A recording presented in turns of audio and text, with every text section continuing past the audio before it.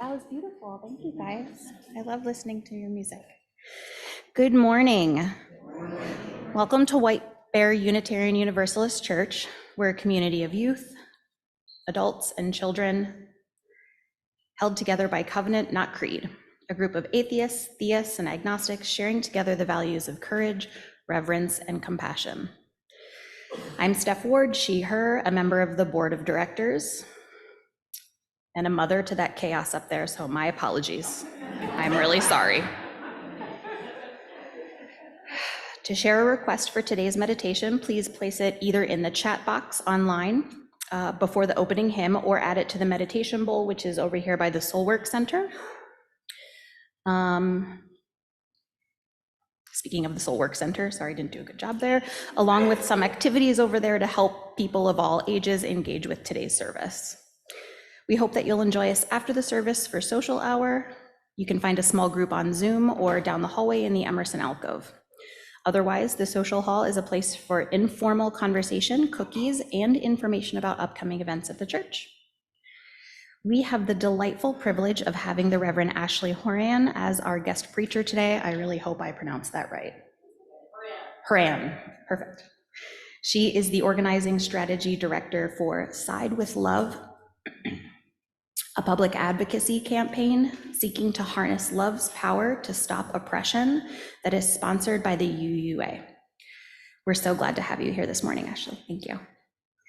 Also, a huge thank you to our own Laura Stone-Girage, Russell Diedrich, and Polly Meerding. I'm sorry. I should have pre-read this. For the beautiful music this morning, absolutely beautiful. Thank you for sharing your time and talents with us. Lastly, a favor to all the members and friends here today. We are preparing to welcome our new Reverend Jessica, who will be starting with us as our lead minister on August 1st. We have pinpointed a very, very important way to welcome her. We need to get your picture into the church directory. It sounds simple, but we only have about 50% of our members' photos. I keep seeing this in like the emails. So if you don't have your picture in the online directory, you can get that done. The process is very simple. You can get that done outside after church, because someone from the search committee is going to be in the alcove after the service, and then they can quickly just take your photo and write your name down. And then that goes to one of the staff members to upload it into the directory later this week. So you can get it done lickety-split after service today. Thank you so much for helping us welcome Reverend Jessica this way. Welcome to our church. Together we grow our souls and serve the world in love.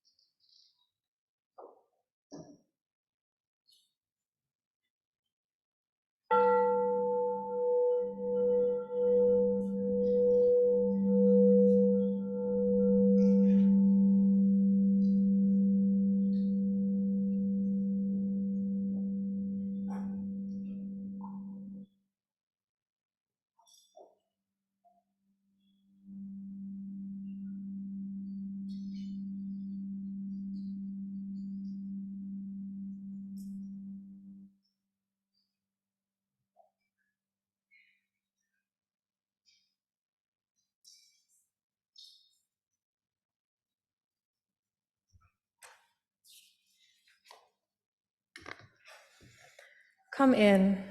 Come into this place which we make holy by our presence. Come in with all your vulnerabilities and strengths, fears and anxieties, loves and hopes. For here you need not hide, nor pretend, nor be anything other than who you are and who you are called to be. Come into this place where we can touch and be touched, heal and be healed, forgive and be forgiven. Come into this place where the ordinary is sanctified, the human is celebrated, the compassionate is expected. Come into this place.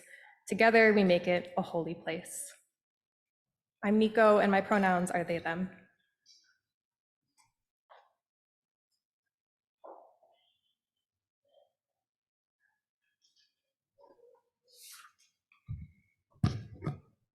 I'm Teal, and my pronouns are she, her. Later, you will be hearing about Reverend Ashley's experience with improv comedy. And in a truly kismet way, I too have some experience with improv comedy, also being a part of my college's improv troupe.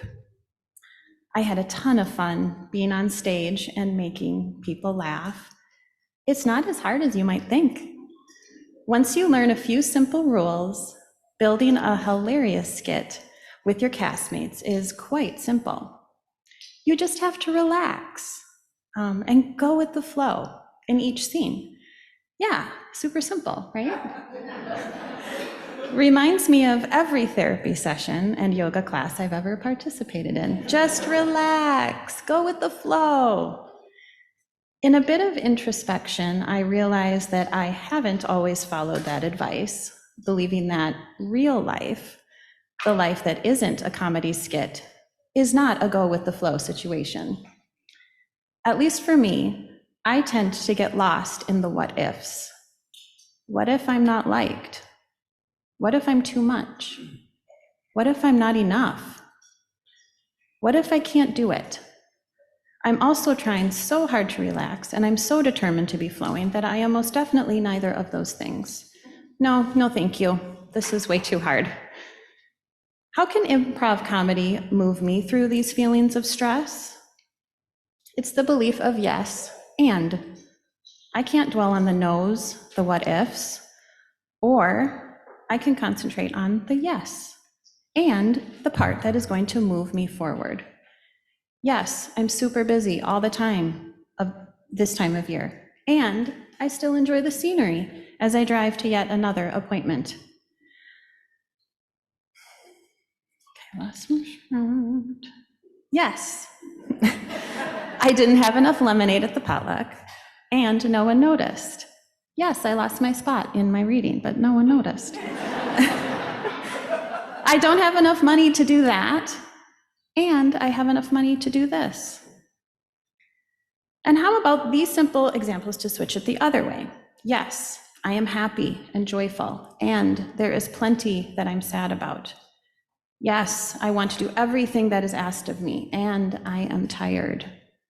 Yes, I am excited for all the changes happening here, and I'm nervous. Let us light this chalice today in an exercise of embracing it all, to go with the flow, to not deny a thing.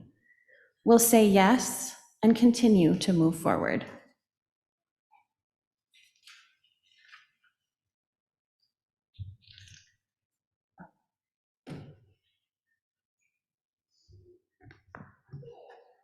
Join me in the unison opening words.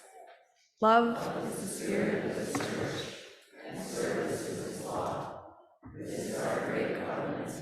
We dwell together in peace, seek the truth in love, and help one another. I invite you now to rise in body or in spirit for number 155, Circle Round for Freedom, in the gray hardcover hymnal. Thanks.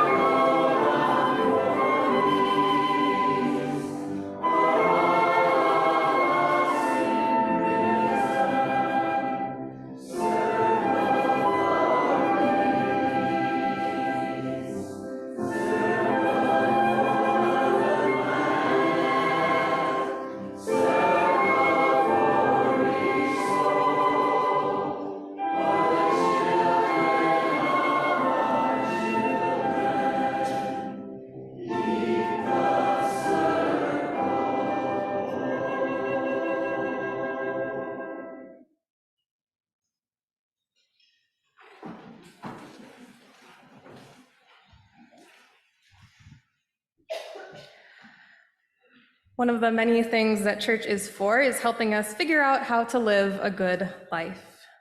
Often figuring that out means asking a lot of questions, sometimes with not a whole lot of answers.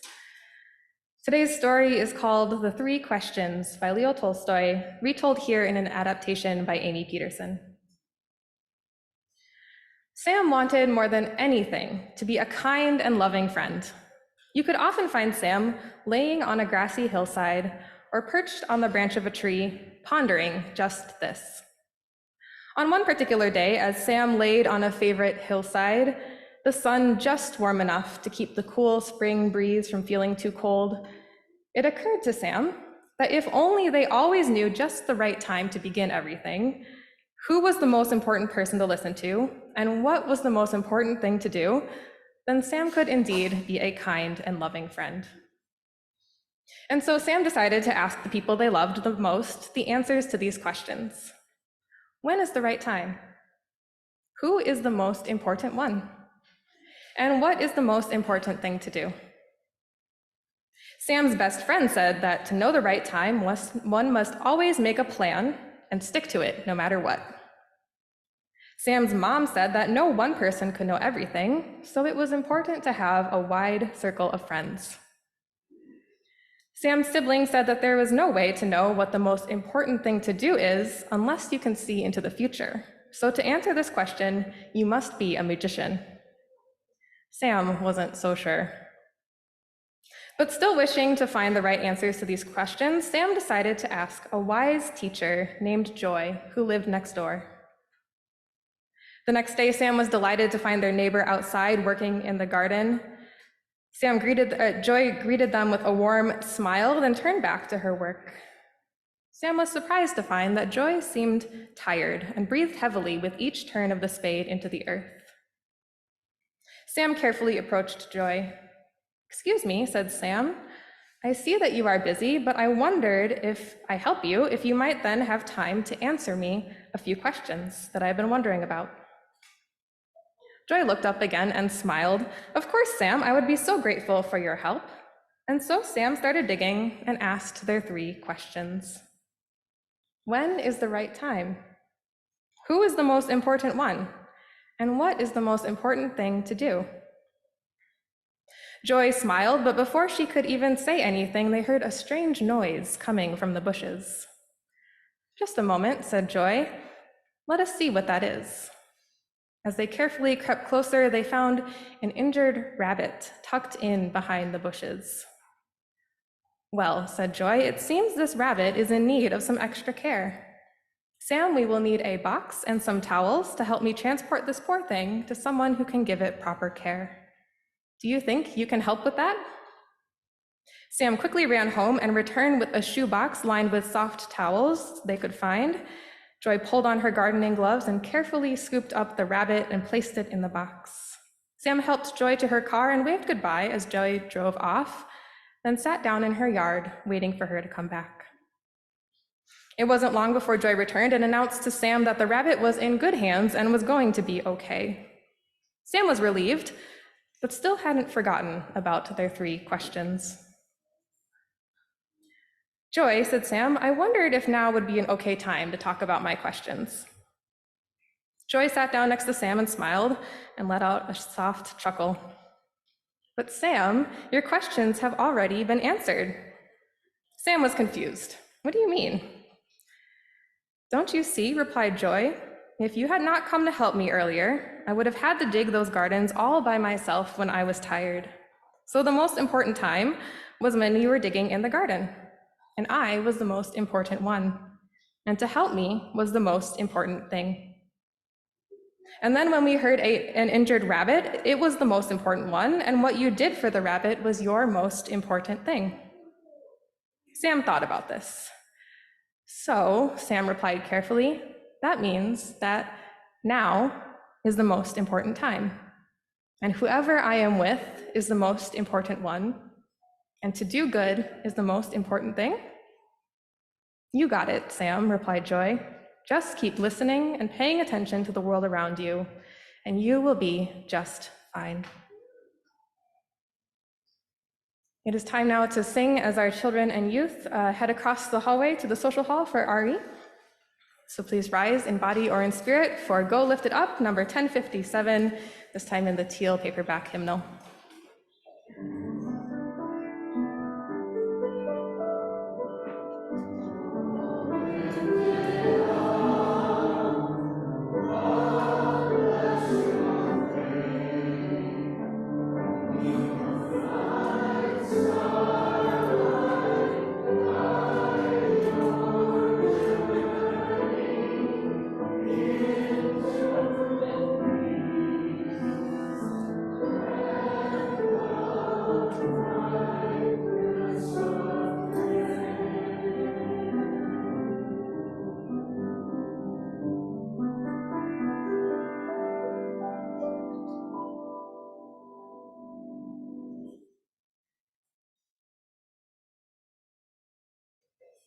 Good morning.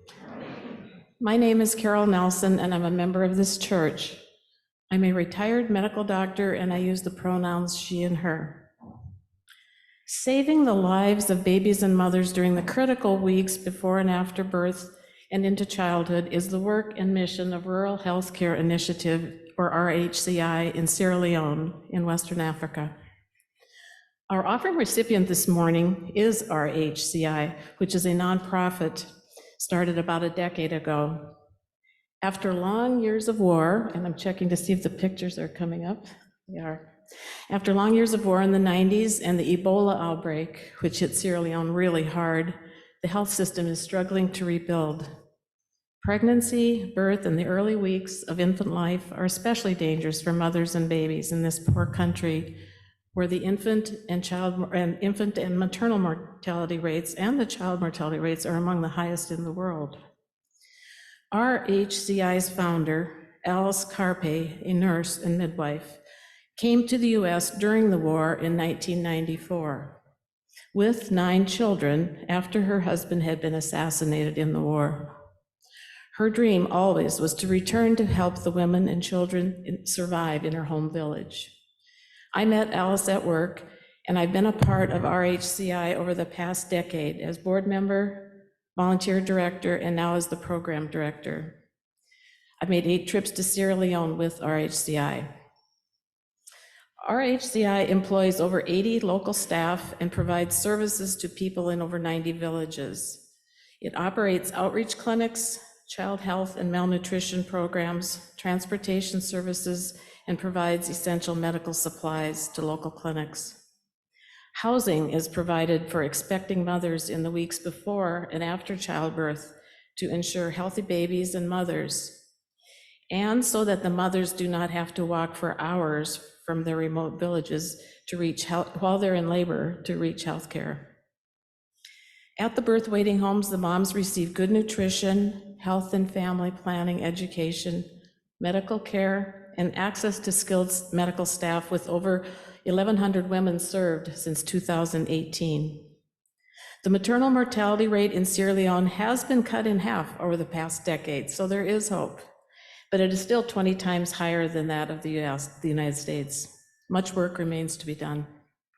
Please give generously. This program supports healthy mothers, babies, children, and families in a country that has so little. As always, you can give 3 other ways besides the baskets: online, by check in the church office lockbox, or mailed, or text to give. Whichever way you give, please indicate the word MOMS, M-O-M-S, by ka, which is the Mendi word for saying thank you very, very much.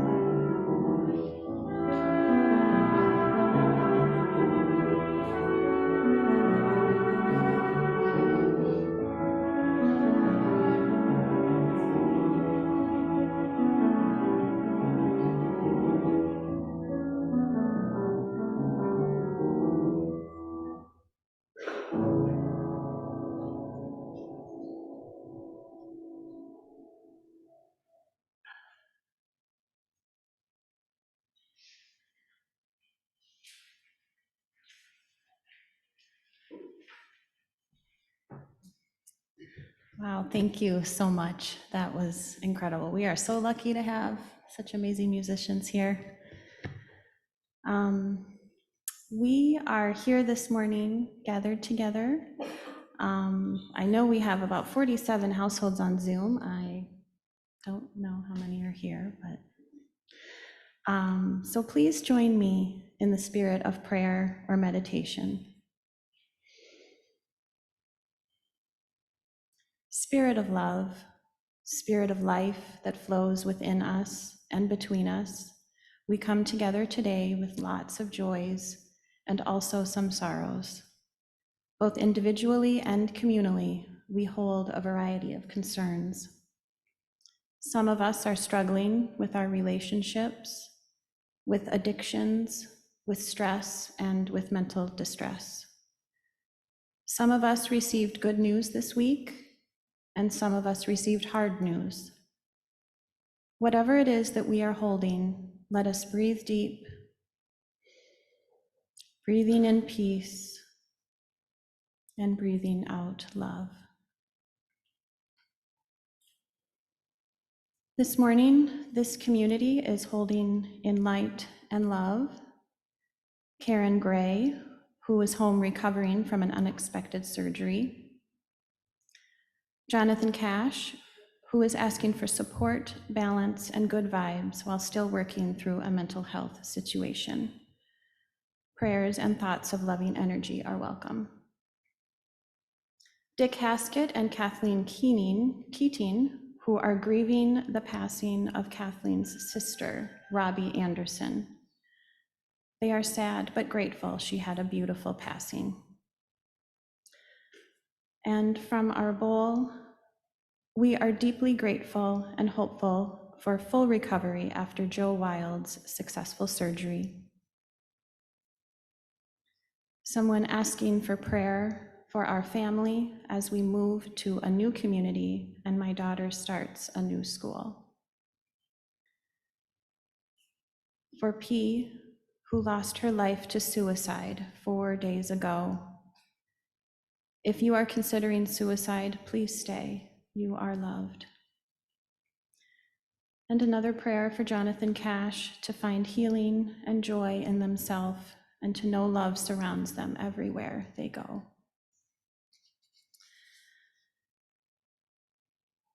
Knowing that together we are more able to hold these things, we say, may it be so, and amen.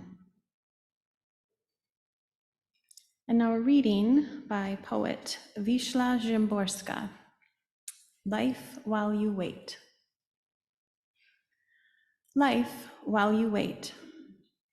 Performance without rehearsal. Body without alterations. Head without premeditation. I know nothing of the role I play. I only know it's mine. I can't exchange it. I have to guess on the spot just what this play is all about. Ill-prepared for the privilege of living, I can barely keep up with the pace that the action demands. I improvise, although I loathe improvisation. I trip at every step of my own ignorance. I can't conceal my hayseed manners. My instincts are for happy histrionics. Stage fright makes excuses for me, which humiliate me more. Extenuating circumstances strike me as cruel. Words and impulses you can't take back, stars you'll never get counted. Your character like a raincoat you button on the run. The pitiful results of all this unexpectedness. If only I could just rehearse one Wednesday in advance, or repeat a single Thursday that has passed.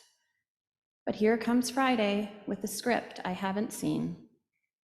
Is it fair, I ask, my voice a little hoarse, since I couldn't even clear my throat off stage. You'd be wrong to think that it's just a slapdash quiz taken in makeshift accommodations. Oh no, I'm standing on the set, and I see how strong it is. The props are surprisingly precise. The machine rotating the stage has been around even longer. The farthest galaxies have been turned on. Oh no, there's no question, this must be the premiere. And whatever I do, I will become forever what I've done. We're going to hear another song, right? Swing Low, Sweet Chariot.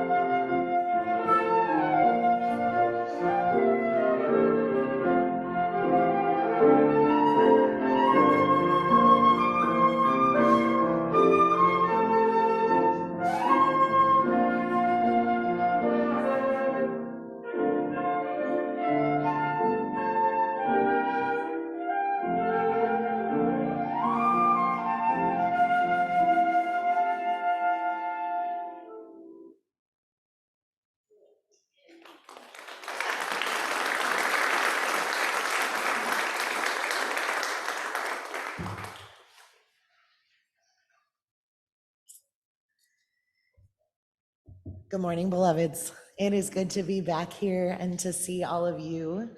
As mentioned before, I'm the Reverend Ashley Horan. I serve as the organizing strategy director at our Unitarian Universalist Association. I lead the team that holds all of our national justice work under the banner of Side with Love. So when I see many of you on the internet sometimes when we're leading webinars and things, but it's so good to be in person. Also, what a blessing. I usually get called in to preach hard-hitting social justice sermons about the issues of the day, but not today, y'all. Today, we are talking about improv comedy. Turns out it's all related, et cetera, et cetera. But I am delighted to tell you stories other than the ways the world is falling apart and what we can do about it. So I'm going to start by telling you about my own experience with improv. I'm so grateful for Teal sharing a bit of her own. I ended up being an improv comedian by accident, interestingly. I went to college out east and, my first semester, I didn't know anybody. I didn't know what I was doing. So I had been a theater kid in high school. Shocker to most of you, I'm sure, who've ever seen me do anything before. And I went and I thought, okay, well, I'm going to audition for some shows. And at my university at that time, they had a process called common casting, where every show that was happening on campus would have their auditions all week long, and they would all be in the same place, and you could just sign up, and you'd go to audition after audition after audition until your eyes bleared shut and you confused Shakespeare with everything else. So I, being the overeager freshman that I was, signed up literally for every audition. I was like, something's gotta stick. I've gotta be good enough to get into one show or the other. So it's like, I don't know, Tuesday or Wednesday, and I walked into yet another audition, and they go, welcome to On Thin Ice, Harvard University's oldest comedy improv troupe. And I said, oh. And I tried to leave, and they said, no, listen. Okay, we're gonna tell you, we've had some really terrible auditions tonight. There is no way you can be worse than these people. Consider it an audition for the rest of your auditions, right? You're just gonna warm up, get ready. It doesn't matter if you bomb or not, it's fine. We're gonna have some fun. And I was like, okay. So, I had seen Whose Line Is It Anyway? Any of you ever seen that show on TV? Yeah, they did short form improv comedy. I had gone to comedy sports as a high schooler. It was our favorite activity in Uptown. But thinking about all of that, it just made me realize how not funny I was. And so I got about halfway in and I just started freezing. And they're like, okay, calm down. So we started playing all of the games that short form comedy improv has. So short form they're games with really structured rules. They're games like Shoulda Said, where an actor will say a line like, I'm going to the store today. And then there's a host, and the host says, shoulda said, and then the actor has to make a new choice. So, I'm going to the moon today. MC goes, shoulda said. Can you do it with me? Shoulda said. Okay, one more time. Here we go. Shoulda said. Okay, so we're gonna try this again. All right. I'm going to the store today. Shoulda said. I'm going to the moon today. Shoulda said. I'm not going anywhere today. There's a Real Housewives marathon on TV. So that's how the one works. There are other games like Musical Nightmare, where actors will be in the middle of a scene and the host will pause and freeze them, and they have to make a song out of the last line that they just said, but in another genre. So 1950s doo-wop or country or children's song or, alien Afrofuturist rap. There are then games like Forwards, Backwards, Plus, where actors they'll create a short scene. The MC will ask them to play back, word for word, forwards and backwards, each time in a different genre, like daytime soap opera or foreign language monster movie or anime. Short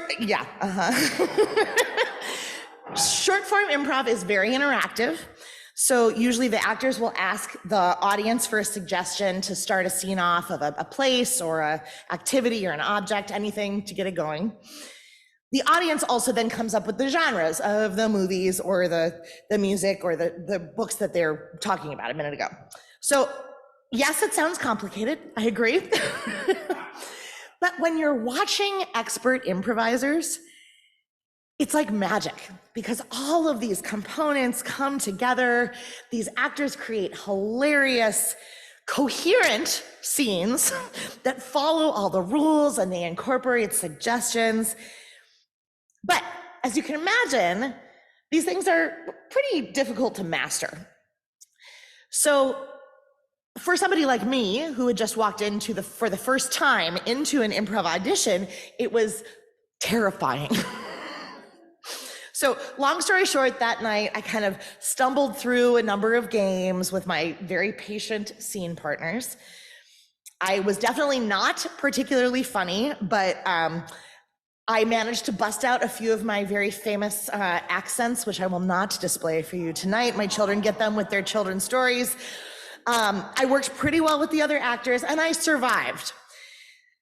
So I ended up getting a call back for a second audition, and ultimately I got cast with 2 other freshmen to be the newest members of On Thin Ice. By the way, this is the one and only thing that I share in common with Justice Ketanji Brown Jackson, is that we were part of the same improv team.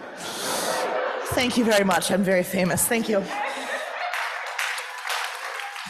I stayed with the troupe for all 4 years of college, and I made some incredibly dear friends who are much more famous than me in much of their lives and who are still in my life today. I will say that looking back, my training in improv comedy is one of the most important skill sets that I have as a minister. It is more important than the UU theology classes, the family systems theory, the pastoral counseling, the history that I took.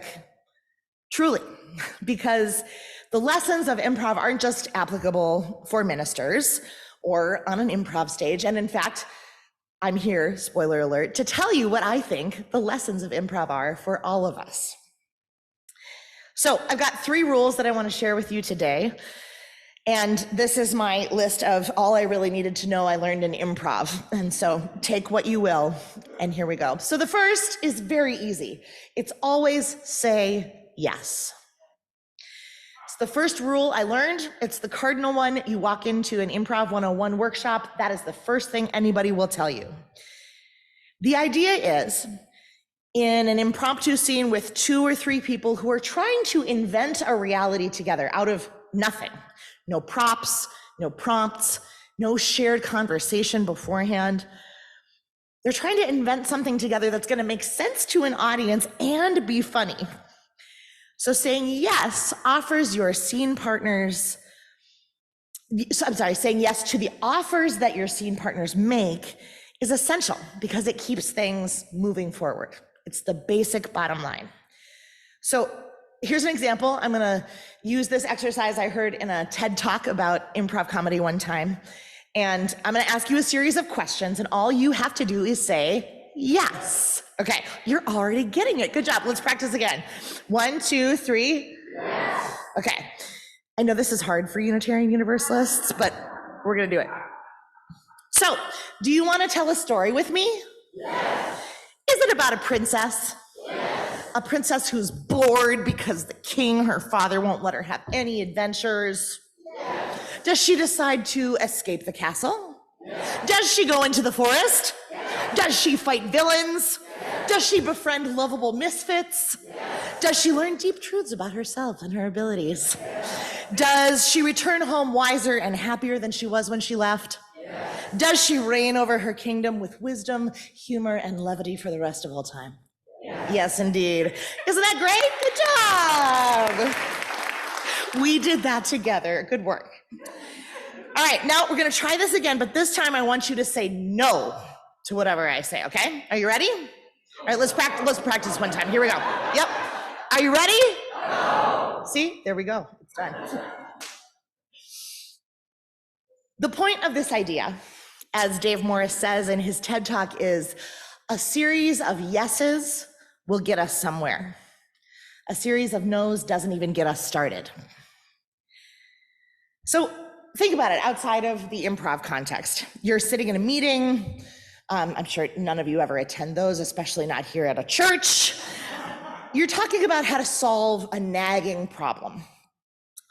Now think about the difference between a conversation in which everybody tries on the idea that's proposed, exploring it, seeing how it might work, versus the conversation where somebody says, nope, that's not going to help, or that's not the real problem, every time someone makes a suggestion. Have you ever been in that meeting? Which one has more possibilities, opportunities, possibilities for building relationships, finding out of the box solutions for complex issues?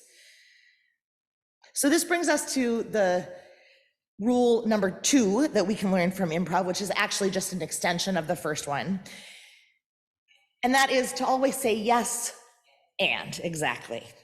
So imagine this scene. This is why they pay me the big bucks, y'all. Ready? Whoo-wee, it's a scorcher out here today, isn't it, ma'am? Why, yes, Claude, and I forgot my parasol. Yes, and here we are in the middle of the desert on this stagecoach with nary a tree in sight. Yes, and with 100 miles to go until we get to Gilly Gulch. Yes, and if we get there and your delicate skin is as wrinkled as a lizard's rear end, your fiancé, Sheriff Baker's gonna kill me. You may applaud. Thank you very much. So, do you see what happened there? That was 6 lines of dialogue done by one person, but you have a pretty clear idea of what's going on in that scene, right? Who the characters are, where they are, what it feels like, what the conflict is. And you know all of that because each character started their subsequent line with yes and over and over again. Now, of course, people don't literally say yes and in every line in an improv scene, but the concept is there. So the final product ends up being robust and vivid and creative and collaborative. So now imagine this scene. Hoo-wee, it's a scorcher out there today, ma'am.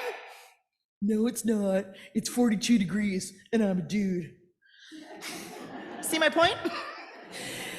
In improv, like in real life, if people are more invested in being in control than in cooperating, or in making their ideas dominate more than hearing all the interesting suggestions in a room, or in being right rather than being cooperative, all the creative scenarios the group might come up with just wither and die on the vine. In the congregational context, let's say that you're brainstorming about how to revamp the hospitality program. And someone says, okay, let's do a training for greeters so they know how to be welcoming to all kinds of different people with all kinds of different identities. Think about how differently that meeting goes if someone replies yes, and let's also work on a visitors orientation program that we could do for 15 minutes after every service, versus the meeting in which someone responds, no, greeter training isn't necessary. That brings us to rule number 3. The success of a scene is shared by everybody. There is this legendary improv story about Joan Rivers. You know Joan Rivers, the comedian. She was a stand-up comedian, which, by the way, is a very different genre of comedy, right? It's based on pre-written jokes. It's one person, and the relationship is with the audience rather than actors. But she came to the famous Second City Improv Theater in Chicago, and she was doing a scene with this veteran improv comedian. And the partner starts the scene saying, honey, our baby is sick. And Joan just retorts, we don't have a baby. And of course, the audience cackled just like you just did for a second. But then what? The scene was dead. And she, more importantly, had abandoned her partner, who no longer trusted her in that scene. A successful scene in improv is not one that produces a single star. It's one in which the actors compete. It is not one in which the actors compete against each other for who can get the most laughs. It's not one that switches realities depending on who's speaking, with the actors trying to dominate the action and take control of the trajectory. A really successful scene is one in which the players set each other up. Everyone gets their share of laughs. One in which they pay attention to the cues they're giving each other. They say yes to the offers their partner is making. It's a scene where actors help each other when the other actors joke bombs, which it will always happen once in a while. It's a scene where weaving back and forth in this highly attuned, perceptive dance of word and action and gesture, these actors can create an entire world out of nothing, greater than what any one actor could have imagined or enacted alone. At the end of a successful scene, we, the audience, are left wondering, how did they do that? Are you sure there wasn't a script? That was just so good. Imagine if we interacted like this more in our families, our jobs, our churches, and our movements.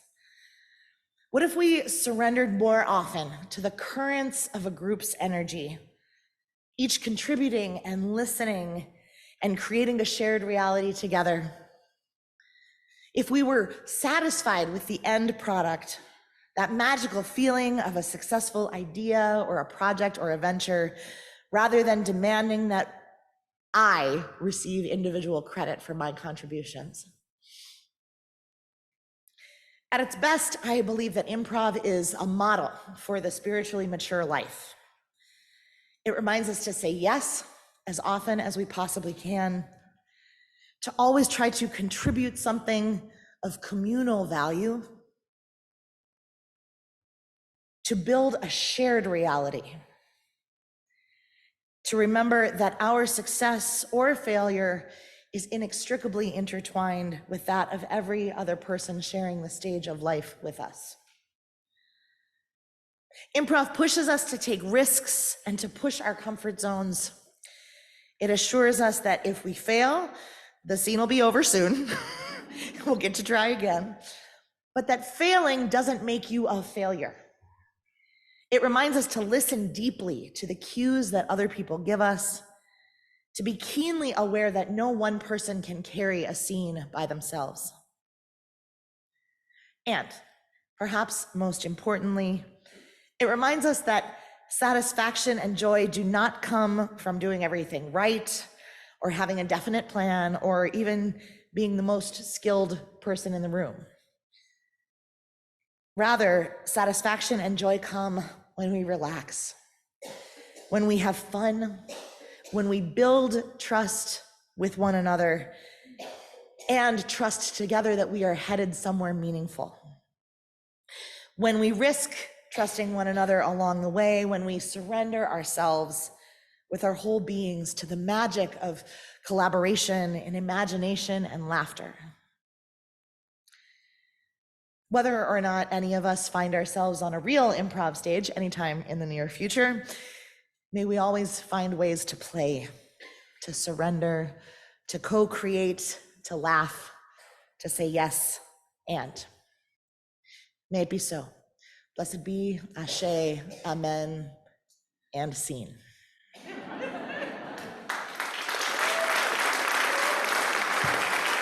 Friends, let's sing it out. We are going to end with number 128 in the Gray Hymnal, For All That Is Our Life.